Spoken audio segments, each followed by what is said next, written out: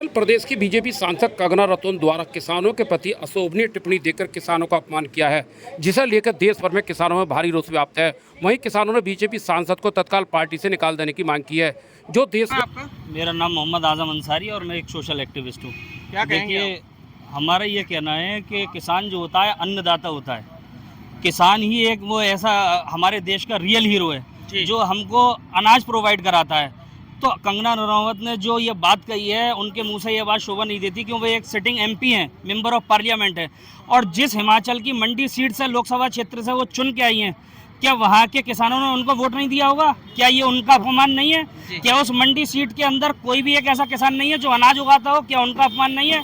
ये गुरूर और ये जो अहंकार है कंगना रनौत का, ये बता रहा है। मैं एक शेर के साथ उनको अपनी बात पहुंचाना चाहता हूं। किसी शायर ने कहा था, गमों की आंच में भी मुस्कुराकर चलना पड़ता है और गमों की धूप में भी मुस्कुराकर चलना पड़ता है। ये दुनिया है, यहाँ चेहरा सजा कर चलना पड़ता है, और तुम्हारा कद मेरे कद से बहुत ऊंचा सही, लेकिन चढ़ाई पर कमर सबको झुका कर चलना पड़ता है। तो कंगना रनौत ने अगर ये ऐसी बात कही है, ऐसी बयानबाजी वो कर रही है, तो ये अभद्र टिप्पणी किसी सूरत में हम लोग सहेंगे नहीं, क्योंकि किसान इस देश का अन्नदाता है, वो रियल हीरो है। हमारे लिए ये लोग हीरो नहीं है। हमारे लिए हीरो वो लोग हैं जिन्होंने इस देश को आज़ाद कराने के लिए अपनी जानों को कुर्बान कर दिया। इस देश का हीरो वो है जो रात सुबह 4 बजे उठ के हमारे लिए नाज उगाने का काम करता है। वो लोग हमारे लिए हीरो हैं, ऐसे लोग हमारे लिए हीरो नहीं है। कुछ लोगों का ये कहना है कि वो बहुत ज्यादा फेमस होने के लिए ऐसा उठपटांग बयान दे रही है। सस्ती लोकप्रियता पाने के लिए वो ऐसा कुछ कर रही हैं। भाजपा के नेता वो अक्सर करके कभी कोई नबी की शान में गुस्ताखी करता है, आज इन्होंने किसानों को बलात्कारी कहा है। ये किसी भी सूरत में ना के काबिल बर्दाश्त है, इसको बर्दाश्त नहीं किया जाएगा, चाहे कंगना रनौत हो, चाहे कोई भी हो। जब देश का अन्नदाता वहाँ प्रोटेस्ट कर रहा था दिल्ली की सड़कों पर, तब उन्होंने ये कह दिया था कि ये जो महिलाएं आई हुई हैं, ये किसान की महिलाएं थी, वो भाड़े की हैं या 100-200 रुपये में खरीदी हुई महिलाएं। अगर मैं उनके बारे में कुछ कहूँ तो मुझे शोभा नहीं देगा, क्योंकि वो एक सिटिंग एमपी हैं। उन्हें सोचना चाहिए। उस किसान आंदोलन में महिलाएं भी मौजूद थी, तो मुझे अच्छा नहीं लगा कि मैं किसी महिला के लिए ऐसी अभद्र भाषा का इस्तेमाल करूं। हालांकि सब जानते हैं वो भाड़े का कौन है और कौन नहीं है। हमारे देश का किसान अपने हक के लिए लड़ रहा है, इसमें कोई बुराई नहीं है, क्योंकि भारत एक डेमोक्रेटिक कंट्री है। हर भारत के नागरिक को आज़ाद है, उसको अपनी बात रखने की आज़ादी है। उन्होंने कहा 2014 के बाद आज़ादी मिली। क्या लग रहा है आपको, 2014 के बाद आज़ादी मिली देश को? उन्हें ऐसा लगता है, लेकिन हम तो 1947 में आज़ाद हो गए और आज़ाद भारत के नागरिक हैं। इसलिए आज़ादी के तौर पर हम खड़े होकर ये बात कह रहे हैं, पूरी दयानतदारी और अमानतदारी के साथ। क्या नाम है सर आपका? मेरा नाम सद्दाम हुसैन है। आज ज्ञापन दिया है, किस संबंध में दिया है आपने? हमने ये किसान आंदोलनों के लिए जो कंगना रनौत ने जो गलत बयानबाजी की है, कहा है कि किसान आंदोलन में बलात्कार हो रहे थे, हत्याएं हो रही थी, उसके लिए हमने ज्ञापन दिया है डीएम साहब के माध्यम से राष्ट्रपति महोदय के लिए। क्या चाहते हैं आप? हम ये चाहते हैं कि उन पर कार्रवाई होनी चाहिए कि वो हमेशा इस तरीके के बयानबाजी करती रहती हैं, जिससे किसानों की भावनाएं आहत होती हैं। कभी कहती हैं कि किसान जो है यहाँ 100-100 रुपये में आते हैं, कभी कहते हैं कि खालिस्तानी है किसान, और अब इन्होंने इतना गलत बयानबाजी की है जिससे सारे किसान वर्गों के भावनाएं आहत हो चुकी हैं और उनमें गुस्सा है। जैसा कि आपको पता है, किसान एक अन्नदाता होता है, रात दिन मेहनत करके, सर्दी गर्मी बारिश में मेहनत करके सब लोगों का पेट भरता है। आज उसके ऊपर उनसे बलात्कारी और हत्यारा बता दिया है। क्या ये सरासर गलत है। वो एक एमपी हैं, हिमाचल प्रदेश से, मंडी जिले से ये एमपी हैं, और इनकी ये गरिमा पे डिपेंड नहीं करता है कि इस तरीके की बयानबाजी करें। इन्हें अपने क्षेत्र के विकास के बारे में सोचना चाहिए, वहाँ की समस्याओं के बारे में सोचना चाहिए, लेकिन ये किसानों के बारे में अभद्र भाषाओं का इस्तेमाल कर रही हैं।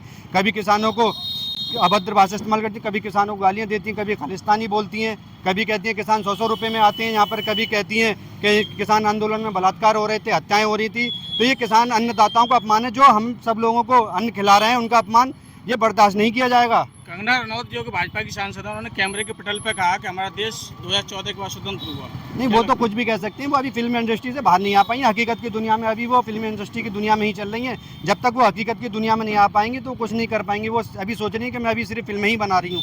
तो ये फिल्मों में और हकीकत की दुनिया में बहुत फ़र्क होता है। बीजेपी ने कहा है इनका इंडिविजुअल बयान है, हमारा पार्टी की तरफ से कोई नहीं, तो बयान भारतीय जनता पार्टी ने कह दिया तो उन्हें पार्टी से बाहर निकालिए। क्यों नहीं निकालना है? जब कहा है कि इनका पर्सनल बयान है, तो इन्हें, जब बीजेपी खुद चाहती है कि उन्होंने गलत किया, तो हम भी तो यही कह रहे हैं उन्होंने गलत किया, तो उन्हें पार्टी से क्यों नहीं निकाला? हाँ सर, क्या नाम है आपका? मेरा नाम अजहर गाजी है। ये जो बयान दिया है कंगना रनौत ने देश के अन्नदाता के खिलाफ, क्या कहेंगे? देखिए, बीजेपी में जिसको भी लोकप्रियता चाहिए होती है वो इस तरह के बयान देता रहता है। वो कोई भी नेता ढूंढ लीजिए आप। ये कंगना रनौत आज से बयान नहीं दे रही हैं। कंगना रनौत तो ये भी कहती है 2014 में देश आज़ाद हुआ।